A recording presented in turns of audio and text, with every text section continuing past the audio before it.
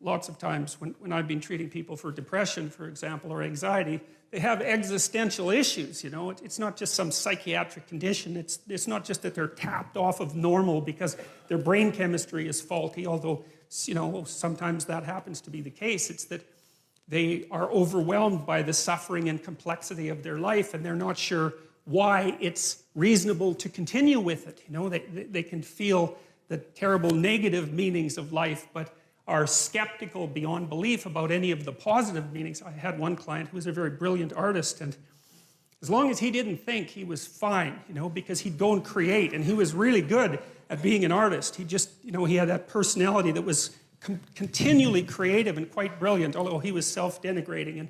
But as soon as he started to think about what he was doing, then, you know,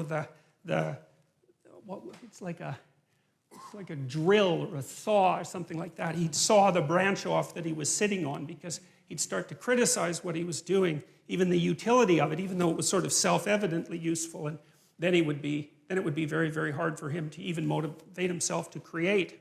And he always struck me as a good example of the consequences of having your rational intellect divorced in some way from your being, divorced enough so that it actually questions the utility of your being.